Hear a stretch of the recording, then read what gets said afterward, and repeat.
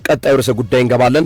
በጣም በርካታ አድማጮቻችን ለላካችሁልን አስተያየት ከልብ እናመሰግናለን። ኦሊ ጉናር ሶልሻየር ቀጣዩ ጊዜያዊ የማንቸስተር ዩናይትድ አሰልጣኝ ያስኬዳል ወይስ አያስኬድም መሆን አለበት የሚል አስተያየቶች እየተደመጡ ይገኛሉ። ከቀድሞ ከነጋሪ ኔቭል ማለት ነው እና ኦሊ ጉናር ሶልሻየርና ማይክል ካሪክ ናቸው አሁን እስከ ውድድር ዓመቱ ማብቂያ ድረስ ቦታውን ይይዛሉ ተብለው የሚጠበቁት። እኔ ሚዛኖቹ ወደ ኦሊ ጉናር ሶልሻየር ያዘነበሉ ይመስለኛል። ሶፊዬ ትክክል።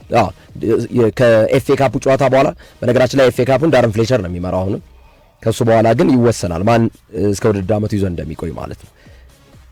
እንዴት ነው ኦሊ ጉናር ሶልሻየር ተሰናብቶ የነበረ አሰልጣኝ ተመልሶ ቦታውን እንዲይዝ እድል መስጠት ተገቢ ነው ወይ? እሱም እፈልጋለሁ ብሏል። በደብዳቤ ጭምር ነው ያሳወቃቸው። እስከ ውድድር ዓመቱ ማብቂያ ድረስ ይህን ክለብ ማሰልጠን እፈልጋለሁ ብሏል። ይህን ነገር እናንሳው እስኪ። ግርምዬ ማንቸስተር ዩናይትድ ያው አሁን ባለው ሁኔታና ፍጥነት አዲስ አሰልጣኝ የመቅጠር ፍላጎት የለውም። ተረጋግቶ አስቦ ፕሮጀክት ያለው ግን በአጭር ጊዜ ዋንጫ ማሳካት የሚፈልግ አይነት አሰልጣኝም እያሰሰነ ያለው ማንቸስተር ዩናይትድ። ስለዚህ በዳረን ፍሌቸር መቀጠል ደግሞ ዋጋ ሊያስከፍል እንደሚችል ይረዳሉ። ምክንያቱም ዳረን ፍሌቸር ልምድ የሌለው አሰልጣኝ ነው። የማንቸስተር ዩናይትድ የተስፋ ቡድን አሰልጣኝ በመሆን ከ18 ዓመት በታች ቡድኑ መራ እንጂ ከዛ የተሻለ ኤክስፔሪንስ የለውም። አሁን ካለበት የማንቸስተር ዩናይትድ ችግር እና መሰረታዊ ክፍተት አንጻር ዳረን ፍሌቸርን መቅጠር በዚህ ቡድን ውስጥ ወይም እስከ ዓመቱ መጨረሻ ቢሆን ዳረን ፍሌቸር ማቆየት ዋጋ እንደሚያስከፍል የማንቸስተር ዩናይትድ አመራሮች ተረድተዋል። ስለዚህ ዳረን ፍሌቸር በጊዜያዊነትም ቢሆን እስከ ዓመቱ መጨረሻም ድረስ ማንቸስተር ዩናይትድን የመምራት አቅም ይጎለዋል፣ ኤክስፔሪንስ ልምድ ይጎለዋል የሚል ውሳኔ አስተላልፈዋል።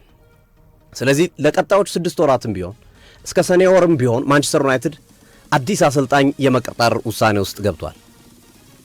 ከዚህ በፊት እንዳደረገው ራልፍ ራኒክን ለ6 ወር ቀጥሯል። ኤሪክ ቴን ሃግ ከመምጣታቸው በፊት ተመሳሳይ ራያን ጊግስ ለተወሰኑ ወራቶች መርቷል። እንዲህ አይነት ነገሮችን አይተናል። አሁንም ማንቸስተር ዩናይትድ ቀጣዮቹን 6 ወራቶችን ስሙዝሊ የሚያሸጋግር አሰልጣኝ ነው የፈለገው። በዚህ ሂደት ውስጥ ብዙ ተጫዋቾች የቀድሞ ተጫዋቾችና የቀድሞ የማንቸስተር ዩናይትድ ሰዎች ታጭተዋል። ለምሳሌ ዋይን ሮኒ፣ ማይክል ካሪክ፣ ኦሊ ጉናር ሶልሻየር በጊዜያዊነትም ቢሆን ማንቸስተር ዩናይትድን እንዲመሩ ፍላጎት አድሮባቸዋል ወይም ተፈልገዋል። በዚህ ሂደት ውስጥ እንግዲህ ማንቸስተር ዩናይትድ ከፊት መርተው የመጡት ኦሊ ጉናር ሶልሻየር ናቸው። ራሳቸውን ኤክስፖዝ አድርገው ወይም ራሳቸውን አጋልጠው ብትፈልጉ በነፃም ቢሆን ቅጠሩኝ፣ ለዚህ ክለብ ምንም አይነት ዋጋ ለመክፈል ዝግጁ ነኝ፣ በነፃም ቢሆን አገለግላለሁ የሚል ሐሳባቸውን ነው ያቀረቡት። ሰሞኑንም በቼሻየር ጎዳናዎች ላይ በማንቸስተር ከተማ ጎዳናዎች ላይ ታይቷል። ዕቃ ሲገዙ ሱፐርማርኬት ውስጥ ታይቷል። ይሄ የሚጠቁመን ነገር አለ። ተነጋግሯል። ዳይሬክት ቶክ፣ ቀጥተኛ ንግግር ከየትኛውም ሰው ጋር አላረገም ማንቸስተር ዩናይትድ። ቅድም ያልከው ግርምሾ ኦሊ ጉናር ሶልሻየር ኦልሞስት ያልከው ነገር ልክ መሆኑን ማስረጃ ላቀርብልህ ስለፈለግኩኝ ነው። ቀጥተኛ ንግግር አድርገው የሚያጣላ ነገር አልተገኘም። ከደሞዝ ጋርም ከምንም ጋርም በተያዘ ሁሉንም የተነሱትን ጥያቄዎች እሺ ብሎ ነው የተቀበሉት ኦሊ ጉናር ሶልሻየር ይሄ ቦታ የሚሰጣቸው ግን በእኔ እምነት በ3 ዓመት የማንቸስተር ዩናይትድ ቆይታቸው በሰሩት ስራ ሳይሆን በማንቸስተር ዩናይትድ የተጫዋችነት ዘመናቸው የአውሮፓ ሻምፒዮንስ ሊግን ባየር ሙኒክን አሸንፈው መጨረሻ ደቂቃ ዋንጫውን ሲያነሱ ለሰሩት ስራ ውለታ ነው እንጂ ባለፉት 3 ዓመታት ላሳዩት አይደለም። ወይም ላነሷቸው 6 የፕሪሚየር ሊግ ዋንጫዎች ከማንቸስተር ዩናይትድ ጋር 6 የፕሪሚየር ሊግ ዋንጫ ኦሊ ጉናር ሶልሻየር አሳክቷል። በተጫዋችነት ዘመኑ የተከበረ የተፈራ ላቅ ያለ ትንሹ ገዳይ የሚል ቅጽል ስም የተሰጠው ታላቅ ሰው ነው ኦሊ ጉናር ሶልሻየር። በአሰልጣኝነት ሞልደን ከፍ አድርጓል። ጥሩ ስራ ሰርቷል ከሞልድ ጋር። ግን ሞልድ ማለት ያው የስዊድን ክለብ ነው፣ ወረድ ያለ ክለብ ነው። ያን ያህል አስቸጋሪ ነገር አልነበረም። ሁሉም ነገር አልጋ ባልጋ ሆኖ ጫና የለብም፣ ፕሬዠር የለብም፣ መሰል ነገሮች የሉም። ፓላስም መጥቶ ለተወሰነ ጊዜያቶች በጊዜያዊነት አሰልጥነዋል። ከዛ ማንቸስተር ዩናይትድ መጡ። የማንቸስተር ዩናይትድ ቆይታቸው ግን ማንቸስተር ዩናይትድ ሁለተኛ ሆኖ ካጠናቀቀበት የውድድር ዓመት ውጭ በ74 ነጥብ ከሲቲ ተቀጥሮ ያነሱትም ዋንጫ የለም፣ ያሳኩትም ስኬት የለም ኦሊ ጉናር ሶልሻየር እና አሁን በርካታ የማንቸስተር ዩናይትድ ደጋፊዎች ምን ታይቶ ነው የሚመጡት? ለሽግግርም ቢሆን እኮ እንደው ደህና ሰው ያስፈልጋል ማሸጋገር የሚችል በሚቀጥሉ 6 ወራቶች አዲሱ የሚመጣው አሰልጣኝ የሚሰጣቸውን እቅድ የሚሰራቸውን ስራ የሚሰጣቸውን ኃላፊነት ተከትለው መስራት ይኖርባቸዋል። ያንን አቅምም ያላቸው ሰው መሆን አለባቸው የሚል አስተያየት ነው የማንቸስተር ዩናይትድ ደጋፊዎች በብዛት እየሰጡ ያሉት። ኦሊ ጉናር ሶልሻየር ምን ታየ? ምን ጠብ የሚል ነገር አድርገው ነው ክብረ ወሰኖችን በክብረ ወሰኖችን መጥፎ ክብረ ወሰንን በመጥፎ ክብረ ወሰን ሲያሻሽሉ የነበረው አሰልጣኝ በዛ ላይ ከማንቸስተር ዩናይትድ በወጡበት ጊዜ የተጋጫቸው ተጫዋቾች ነበሩ። ብሩኖ ፈርናንዴዝም ጋር ግጭት ውስጥ ገብቶ ነበር መጨረሻዎቹ ጊዜያቶች ላይ። አሁን እንዴት ነው ኦሊ ጉናር ሶልሻየር መጥቶ ሊግባባ የሚችለው? በእርግጥ ማንቸስተር ዩናይትድ አሁን ላይ ኦሊ ጉናር ብሩኖ ላይ ያለው አቋም ተቀይሯል። እንደ ድሮው ብሩኖ የልቤ ምት ነው ምናምን አይደለም። ብሩኖ ፈርናንዴዝ በቃ ይህ ዓመት መጨረሻ ድረስ የሚጠብቁት አይነት ሰው እንደው ምናልባት አዲሱ የሚቀጥረው አሰልጣኝ አስገድዷቸው ካላቆየው በስተቀር እህል ውሃው ያበቃ ተጫዋች ነው። ስለዚህ ለአንድ ተጫዋች ብለህ ከኦሊ ጉናር ሶልሻየር ጋር ላትጣላ ትችላለህ። ግን እሱ ብቻ አይደለም፣ ዳሎ ጓደኛው ነው፣ አምበል ነው። ብዙ ቢያንስ የቡድኑ ግማሽ ከግማሽ በላይ የሚሆነው የፈርናንዴዝ ደጋፊ ይሆናል ብዬ ገምታል። እና ስራቸውን አስቸጋሪ ሊያደርግባቸው ይችላል። በነገራችን ላይ ብሩኖ ፈርናንዴዝ ሩበን አሞሪም ከተሰናበቱ በኋላ ትናንት ጨዋታውን ከማድረጉ በፊት ከሩበን አሞሪም ምክትል አሰልጣኝ ኮንካ ፈርናንዴዝ ጋር ተገናኝቶ ነበር። ፎቶዎቹም መጥተዋል። በጣም በብስጭት ሲያወራ ነበር። ሲወጣም በቃ ፊቱ ያስታውቃል፣ ደብሮት ነው የወጣው። እና ያነሳቸው ወይም ደግሞ ብሩኖ ፈርናንዴዝ አንዱ የነበረው ነገር የመጀመሪያው ነገር ለምን ተጫዋቾችን አላማከራችሁንም? ውሳኔው እንደ አንድ አምበል እንዴት እኔን ልታማክሩኝ አልፈቀዳችሁም? ቅድም ያልኩ ለዛ ነው ህሎ አልቋል ያልኩ በምክንያት ለዚህ ነው። ቢፈልጉት ረጅም ጊዜ ቅድብ ከብሩኖ ጋር ቢኖራቸው እንኳን አሰልጣኝ ሲያባርሩ አይደለም የትኛውንም አይነት ውሳኔ አማክሩን ነበር። ተጫዋቾችን አላናገሯቸው። ተጫዋቾቹ ዲስሪስፔክት ተደርገናል የሚል ስሜት አላቸው ብዙዎቹ፣ እንደነ ኩኛ፣ ብሩኖ ፈርናንዴዝ፣ ዲያጎ ዳሎ የአሰልጣኝ ሩበን አሞሪም ደጋፊዎች ማለት ነው። በቃ ዲስሪስፔክት ተደርገናል፣ ቢያንስ ለምን አያማክሩንም?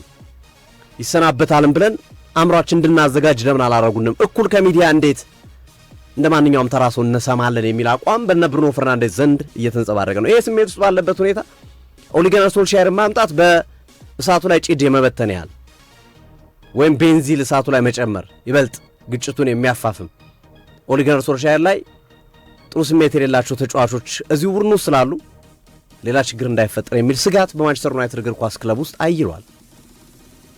ግን ወጣም ወረደም ወይ ዛሬ ወይ ነገ ኦሊ ጉናር ሶልሻየር የማንቸስተር ዩናይትድ ጊዜያዊ አሰልጣኝ ነው ይፋ ይደረጋሉ ተብሎ ይጠበቃል። ዛሬ ወይም እስከ ነገ ከሰዓት ድረስ ይደረጋል እና ቅድም ያልከው የኤፍኤ ካፕ ጨዋታ ዳረን ፍሬቸር ይመሩታል። በነገራችን ላይ ማንቸስተር ዩናይትድ በኤፍኤ ካፕ ከብራይተን ጋር ነው የሚጫወቱ። ከባድ ጨዋታ ነው። ከተሸነፈና ማንቸስተር ዩናይትድ ወደ ቀጣዩ ዙር ማለፍ ካልቻለ ገና በጥር ወር ማንቸስተር ዩናይትድ ከአራቱም የዋንጫ ፉክክር ይወጣል። ምክንያቱም አውሮፓ ላይ የለበትም። ፕሪሚየር ሊጉን እርሳው 17 አሁን እንግዲህ ካሸነፈ 19 ነው የሚሆነው ልዩነቱ። ዛሬ ካሸነፈ አርሰናል ካሸነፈ አሁን 32 ነጥብ ነው ያለው።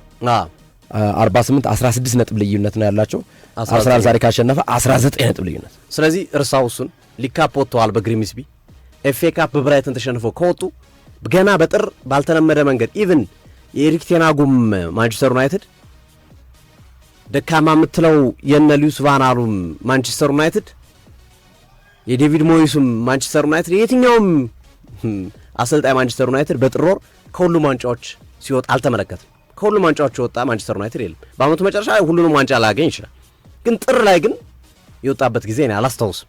በየትኛውም አሰልጣኝ ባለፉት 11 አሰልጣኞች 9 አሰልጣኞች እንዲህ አይነት ክስተት ተከስቶ አያውቅም። ስለዚህ ነገሩ ይበልጥ አስቸጋሪ ሊሆን የሚችልበት እድል ይኖራል እና እኔ ኦሊ ጉናር ሶልሻየር መምጣታቸው ብዙ አልተመቸኝም። እኔ ሸክኮኛል ግርምዬ እውነት ለመናገር ማንቸስተር ዩናይትድ ስቲል ቶፕ 4 ይጨርሳል ብሎ ከሚያስቡ ሰዎች መካከል ነኝ። ምክንያቱም ሌሎቹ እያሳዩት ያለው አቋም በጣም ደካማ ነው። ሽንፈቱ ሁሉ እያስተናገሩ እነ ቶተንሃም እነ ቼልሲ ሲሸነፉ በአንስ ማንቸስተር ዩናይትድ አቻ እየወጣ ነው ያለው። በእርግጥ እነማን የገጠመው ማንቸስተር ዩናይትድ ጥያቄ የሚያስነሳ ቢሆንም ግን የቶፕ 4 ተስፋው ስቲል ያለው ቡድን ነው። በተለይ እነ ማቲያስ ሊሊ ታሪ ማጉዌር ከጉዳት ሲነሱ እና አማድ ዲያሎ እና ሙቡሞ ከአፍሪካ ዋንጫውን እና ናስር ማዝራው ሲመጡ የቡድኑ ዴፕዙ ይስተካከላል፣ ምርጫቸውም ይስተካከላል። ቢያንስ ቶፕ 4 የመጨረስ አቅም ይኖራል ብዬ አስባለሁ። ሩበን አሞሪምን ባያሰናብቱት ከሚሉት ውስጥ ነኝ። ቢቆይ ይሻል ነበረ። ለጊዜው አሰልጣኝ የቡድን ማፍረሻ ዋጋ ከፍለ ተጨማሪ ወጪ አውጥተህ ከምታሰናብት የወድን በወድ ይዘው አጣርገህ እስከ ዓመቱ መጨረሻ በማቆየት አመራራዊ ጥበብ ብታሳይ ማኔጅመንት ስኪልን ብታሳይ ጥሩ ነበር። ስሜት አይሆኑ ለምን ተናገረን? ለምን ክለቡን በሚያዋርድ መንገድ እኛም በሚያዋርድ መንገድ ተናገረ? ስፔሻል ክለቡን አይደለም ሞር ወደ ኃላፊዎቹ ነው የጠቆመው። አጫዋት ቀይር ምናምን ይሉኛል እኔ ማናጀር ነኝ እንጂ ስቀጠር ኮች አይደለሁም በሚል ነው ይቺ ንግግሩ ናት ቁጣ የቀሰቀሰችውና ያው ጸቡ ከደጋፊውና ከመሰል ሰዎች ይልቅ ሞር ወደ አመራሮቹ ጋር የተጠጋ ነው። ስለዚህ ይሄ የማኔጅመንት ስኪል ይፈልግ ነበረ መታገስ እና ሩበን አሞሪም ቢቆዩ ከአፍሪካ ዋንጫና ከጉዳት የሚመለሱ ተጫዋቾቻቸው ሲመጡላቸው ቶፕ 4 ዘንጦ ላይ ሊገቡበት የሚችሉበት እድል ነበር እና የኦሊ ጉናር ሶልሻየር የሩበን አሞሪም መሰናበት ለቶፕ 4 ላይም ኢፌክት ይኖረዋል። እንዳልኩት አሁን ኦሊ ጉናር ሶልሻየር የሚጠሏቸው ተጫዋቾች አሉ፣ ብዙ ምቾት የማይሰጧቸው ተጫዋቾች አሉ። ያ ፍጭት ሊፈጠር ይችላል። ኢቨን በብራይተን ከተሸነፉ ከኤፍኤ ካፕ ከወጡ ሌላ ደግሞ ጫና ነው። ማንቸስተር ዩናይትድ ገና በጥር ከሁሉም ውድድሮች ወጣ ተብሎ ነው ዜና የሚሰራው። ስለዚህ ስህተት ነው የሩበን አሞሪም ውሳኔ። እኔ ጊዜውን ያልጠበቀ ነው። መሰናበት አለባቸው። አዎ በቂ አይደለም፣ ግን ጊዜው አይደለም።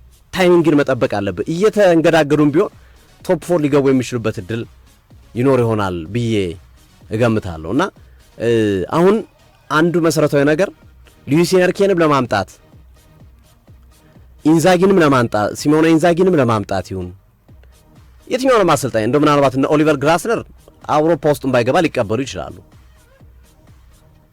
ኡናይ ኤምሪ ኢቨን እንደዚህ አይነት አሰልጣኞች ማንቸስተር ዩናይትድን ቢፈልጉ እንኳን ቢያንስ ቶፕ 4 ገብቶ ማየት አለባቸው በአውሮፓ መድረክ ላይ። አሁን ሉዊስ ኤንሪኬ አውሮፓ መድረክ ላይ የማይሳተፍ ቡድን ሊይዙላ አይችሉ። ከፍ ዝቅ ብትር ከባድ ነው፣ አይሆንም፣ አስቸጋሪ ነው የሚሆነው። ኢቭን እነ ኡናይ ኤምሪ ለመውረድ አይመጡልም። ከአስቶን ቪላ ጋር አውሮፓ የሚሳተፉ ከሆነ ለምን ይመጣሉ ማንቸስተር ዩናይትድ? እና ትልቅ አሰልጣኞቹን ለማግኘት የዘንድሮው ውድድር ወሳኝ ነው። አምና ላይክ ለምሳሌ ማንቸስተር ዩናይትድ የአውሮፓ ሊግን ቶተንሃምን አሸንፎ ቻምፒዮንስ ሊግ ቢገባ እኮ ብዙ ተጫዋቾች ይገዙልን ነበር። ነገሮች እንደዚህ አይነት መልክ ላይኖራቸው ይችል ነበር። በሶስት ተጫዋቾች ዝውውር ብቻ ላይቆጠብ ይችል ነበር። ማንቸስተር ዩናይትድ ብዙ ተጫዋቾችን ሊያስፈርምና ሊያዘዋውር የሚችልበት እድል ነበርና ያን እድል እንዳያጡት ስጋት አለኝ አሁንም። እና እኔ ኦሊ ጉናር ሶልሻየር ላይ ከማይስማሙት ውስጥ ነኝ። ሌላ አማራጭ ኢቭን ካሪክ ይሻላል ከሚሉት ውስጥ ነኝ። ግርሜ እኔ ሶልሻየርን እመርጣለሁ ባይዘው ከካሪክ ማለት ነው። ምክንያቱም ኦሊ ጉናር ሶልሻየር ቢያንስ ብልጭ የምትል ኳሊቲ አይቼበታለሁ በግል መልከታይና ትናንት አሉቲም እያለ ነበር። ልክ የሶፊን ሀሳብ ነው ሼር ያደረገው ማይክል ካሪክን ነው እሱ ቢሆን ይሻላል የሚል ነው። ግን ነገሮች ሚዛኑን ስናይ ወደ ኦሊ ጉናር ሶልሻየር ያዘነበለ ይመስላል። አብቁታል፣ እሱም አብቁታል። አዎ፣ ግን ውሳኔው አሁንም ስቲል በስተት ላይ ስተት ነው እየደገሙ ያሉት የማንቸስተር ዩናይትድ አመራሮች። እኔ ቫን ኒስተልሮይን ቢያንስ ቫን ኒስተልሮይ ያደረጋቸውን ጨዋታዎች በዩናይትድ ቤት አልተሸነፈም። ሶ ክለብ የለውም በአሁኑ ሰዓት። እሱን መጠቀም የሚችሉበት እድል በዚህ በሊግ ደረጃ ማለት ነው። አሁን በፊት ሌስተር ሲቲ ነበር እና በዛ በሊግ በእንግሊዝ ሊግ ደረጃ ያን ያህል አስተዋጽኦ እያደረገ ስላልሆነ ማምጣት ይችሉ ነበር።